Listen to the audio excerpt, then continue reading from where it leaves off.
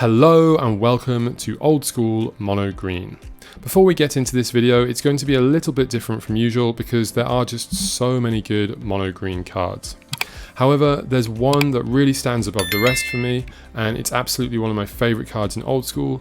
That is If Biff Efreet. If you recognise this card, you might recognise it from Serendib Efreet. So the revised version of Serendib Efreet used the art from If Biff. It's a kind of misprint, but so many people play it that maybe you might get confused. Well, If Biff is one of the most amazing cards because it has a kind of built-in hurricane effect which can kill flyers in a colour that doesn't usually have access to much removal. We can also use it to kind of like ping away and chip at our opponents. So I'll get more into this one later, but it's just an amazing card. And for this video, I'm going to start by just explaining the game plan because there are so many options for this deck and different cards you can choose. In general, we're just an aggro deck trying to beat them down, and then eventually we'll try to giant growth and berserk our way to the win. This deck can really put out huge damage in a single turn with combinations of berserk and giant growth. Moving on to the 1-drops, we have Llanowar Elves, which is by far my favourite because it can attack, it can block, and it adds mana to speed us up. I also really like Scrib Sprites because it has flying in a colour that doesn't really have too many flyers, and Scavenger Folk is okay in an artifact heavy metagame. So it's really down to what you want to play. You could also play Elves of Deep Shadow if you want more mana ramp, but I personally never really play that because I really value the flyers.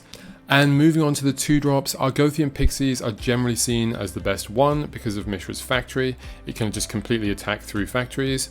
However, I think it does depend on the format you're playing, because I noticed in X points where there's fewer factories and more small creatures, the first strike of Elvish Archers was very, very useful. Whirling Dervish is also playable. The 1/1 body gets pumped by Pendelhaven, and then as it grows it just becomes better and better with Berserk. The main deck Pro Black is also nice. If you're playing in a very heavy artifact meta, especially with power, you probably will want Titanial Druid as it can grow very big very quickly.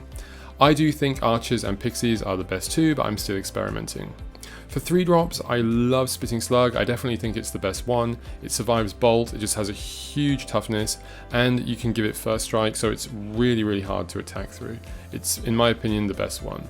For 4-drops, Djinn, there's not really too much to say here. It's just a really big creature. It's great with Berserk. If Biff, I talked about a bit at the start. We don't really have many flyers, but the hurricane effect can also help us to chip damage in. Maybe 2 at the end of their turn, 2 in our turn. It really starts to add up.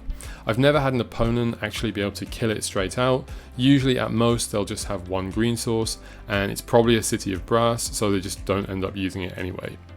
As far as Force of Nature goes, the upkeep cost is a bit too hefty for me, so I don't play it, especially because we're playing a lot of colourless lands, but I do think it does have a place. If you wanted to play it, I would play maybe 1 or 2. The upkeep cost is a bit savage. For removal, Chaos Orb, obviously a great piece of removal, but we also have Berserk, which we can use on our opponent's creatures when they attack us. Obviously this isn't the intended way that we plan to use Berserk, but sometimes we just have to do that to kill a Hypnotic Spectre, or just something that will win the game. So while it's not intended, it is a nice option that we do sometimes have. For support, we have Sylvan Library, obviously amazing against control, giving us all those extra cards, but actually Ice Storm was the real MVP for me here. Sometimes it's just as good as a Time Walk, where your opponent doesn't do anything, then you kill their land, and then they just play another land and still can't do anything. Other times it kills Maze of Ith, Mishra's Factories. Sometimes it just straight up wins the game because it just completely colour screws them. So I found Ice Storm is really good in this deck. And as I mentioned, I do like to play X points. This is an old school format where deck construction is limited to 10 points. Once you've used 10 points on these cards, you cannot play any of the other cards from this list. So it's a super fun way to play. So I've gone for 4 points on Factories here. It's just a no-brainer. It's a great card. We're playing a mono-colored deck, so we don't need to worry about the mana fixing. Sol Ring and Mox are both amazing at ramping out our big fat creatures. Don't worry if you can't afford the Mox, you can definitely play things like Maze of Ith or something instead, and the deck will be just as good. And regrowth is absolutely incredible when you're playing 4 Berserks and 4 Giant Growths. Not only can you regrow your good creatures with it, but just being able to go Berserk, regrowth my Berserk, Berserk again, it just makes your creature do so much damage, and it's kind of like playing Berserk number 5. So as I did mention, there are a lot of options for this deck. There is a banding kind of Timber Wolf, Waiuli Wolf Tracker version. Tracker is really good with Waiuli Wolf and can control the board a bit more. This is a very different build that plays Maze of Ith. So really, in the mono green decks, there's just so many options. You can just play what you find the most fun, and that's something I really love about mono green, because you're not really constricted to play in any particular way or any particular cards. There's really just so many cards that are actually very, very good that it's just completely up to you. For removal, Aeoliopile and Hurricane are probably two of our best options. We also have Desert Twister as well, but I'd prefer Aeoliopile because it can shoot anything and it's much more mana efficient. Hurricane, it's a finisher, but I think if bit for free kind of takes that spot, so I don't personally play that. Desert Twister for me, it's just too much mana, it's more of a sideboard card. For our lands, we've obviously got Factory that we've talked about, and Pendelhaven that can pump our 1/1s. Strip Mine just adds to all those Ice Storms to make a devastating land destruction deck. And as I mentioned before, we've got the Mox, but don't worry, apart from that, we've just got Forests. So if you can't afford the Mox, just play another Forest. For our sideboard, we've got Artifact and Enchantment removal, and we've got some control cards such as Winter Orb and Avoid Fate that can help us against removal. And I really like playing Spitting Slug because it's just a house against aggro, it can just block forever. I've also been experimenting with other cards in the sideboard such as Winter Blast, Concordant Crossroads, Aeoliopile.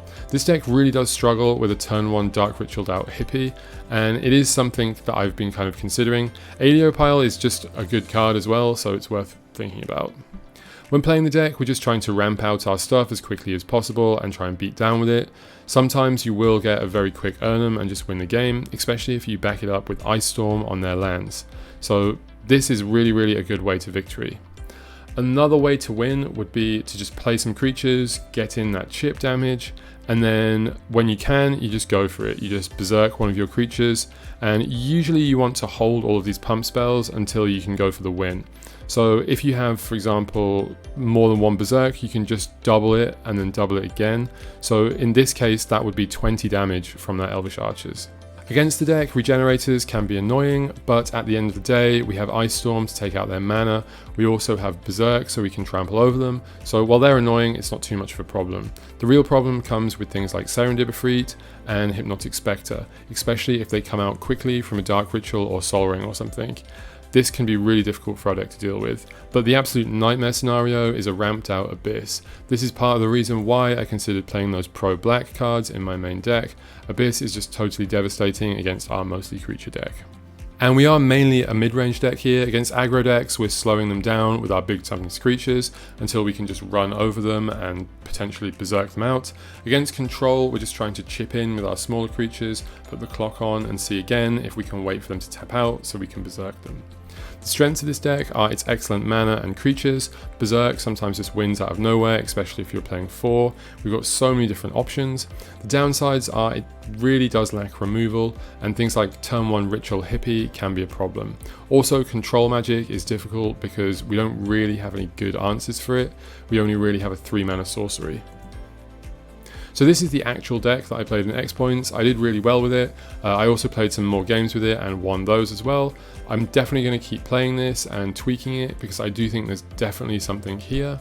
Again, if you like this video, please do like, comment, subscribe. I really do try to reply to all the comments.